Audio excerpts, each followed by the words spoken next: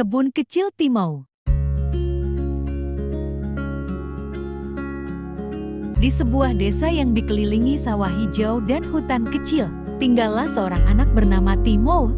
Ia anak yang ceria, selalu tersenyum, dan suka sekali menanam. Di belakang rumahnya, ada sebidang tanah yang tidak terlalu luas. Disitulah Timo membuat kebun kecilnya. Ia menanam wortel, cabai, jagung, tomat, dan bunga berwarna-warni. Meski hanya kebun sederhana, Timo merawatnya dengan sepenuh hati. Setiap pagi, sebelum berangkat sekolah, Timo menyiram tanaman sambil bersenandung. Tumbuhlah sehat, tumbuhlah subur, kebun kecilku jati indah makmur. Musim panas panjang datang, matahari bersinar terik, hujan jarang turun. Timo mulai khawatir karena tanah kebunnya retak-retak. Daun beberapa tanaman menguning, dan bunga tampak layu. Suatu sore, ia menemukan ulat-ulat kecil menggigiti daun cabainya. Tak hanya itu, wortelnya juga digali oleh tikus-tikus nakal. Timo duduk di samping kebunnya dengan wajah sedih. "Bagaimana aku bisa menjaga kalian semua sendirian?"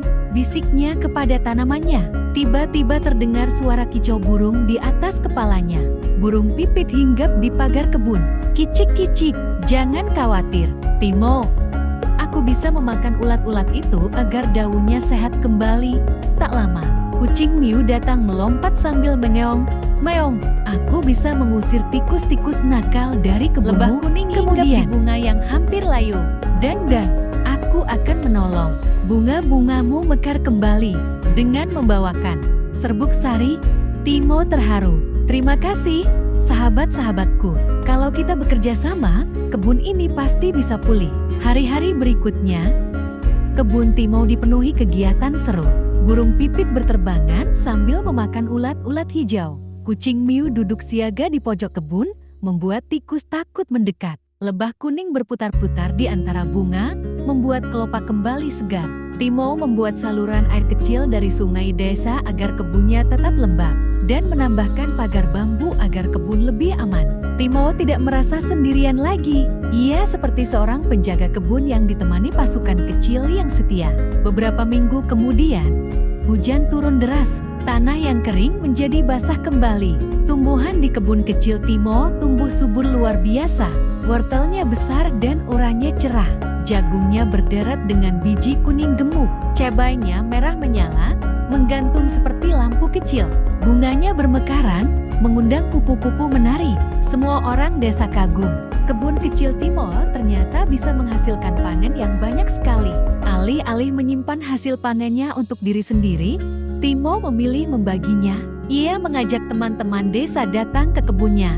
"Ambillah jagung ini untuk keluargamu, wortel ini untuk ibu, dan bunga ini untuk menghias rumahmu," kata Timo sambil tersenyum. Anak-anak desa sangat senang. Mereka ikut membantu Timo merawat kebun, menyiram tanaman, dan menanam bibit baru. Kebun kecil Timo pun tidak lagi milik seorang anak saja, melainkan menjadi kebun bersama tempat semua anak belajar berbagi, bekerja sama, dan mencintai alam. Setelah kebunnya kembali subur, Timo hidup penuh semangat. Anak-anak desa sering datang membantunya menanam, menyiram, dan memanen. Kebun kecil itu kini disebut orang-orang sebagai kebun harapan, karena selalu memberi hasil yang bermanfaat untuk semua. Namun, suatu malam, Timo terbangun karena mendengar suara aneh dari arah kebunnya. "Krak, krak." Ia segera berlari keluar dengan lentera kecil. Betapa terkejutnya ia melihat beberapa tanaman tomatnya roboh, daunnya robek, dan batangnya patah.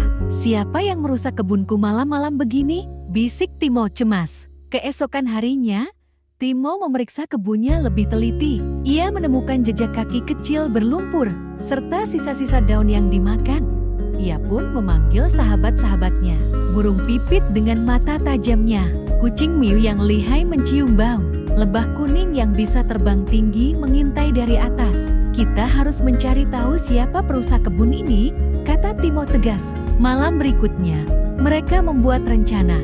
Burung pipit mengintai dari pagar bambu, kucing Miu bersembunyi di semak, lebah kuning berputar di atas tanaman. Timo duduk diam dengan lentera. Tak lama kemudian, muncullah sekumpulan belalang besar. Mereka melompat-lompat, menggigiti daun tomat dengan rakus. Jeti ini pelakunya, seru Timo. Awalnya Timo ingin mengusir dengan tangan kosong, tapi kemudian ia teringat pesan kakeknya, hama pun bagian dari alam. Jangan hanya diusir, tapi carilah cara agar seimbang. Timo berpikir keras, lalu ia berkata pada sahabatnya, burung pipit, kau boleh makan belalang, tapi jangan semuanya. Kucing Miu, kau jagalah agar belalang tidak masuk ke semua tanaman. Lebah kuning, ajaklah kupu-kupu dan serangga lain datang ke kebun, agar tanaman lebih kuat tumbuh.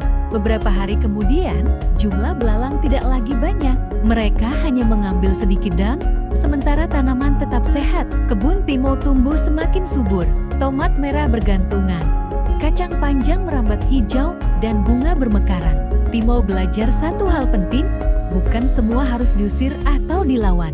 Kadang cukup menjaga keseimbangan agar semua makhluk bisa hidup berdampingan. Musim panen tiba. Desa mengadakan pesta kecil di kebun Timo. Anak-anak memetik sayur, para ibu memasak sup hangat, dan semua orang bernyanyi gembira. Di malam itu, Timo duduk di tepi kebun sambil berbisik, "Terima kasih, kebunku. Kau bukan hanya tempat tumbuh tanaman, tapi juga tempat tumbuh persahabatan." Sejak perayaan panen, kebun kecil Timo semakin dikenal.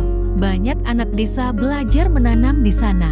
Timo bahagia, sebab mimpinya memiliki kebun yang berguna bagi banyak orang perlahan terwujud. Namun, suatu hari langit berubah gelap, awan tebal menggantung, dan angin bertiup kencang.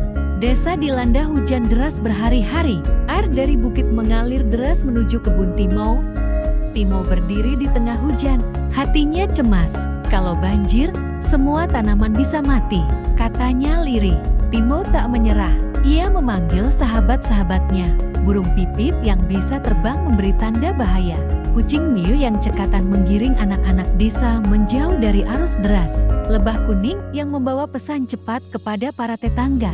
Bersama-sama, mereka membuat parit-parit kecil di sekeliling kebun agar air hujan bisa mengalir keluar.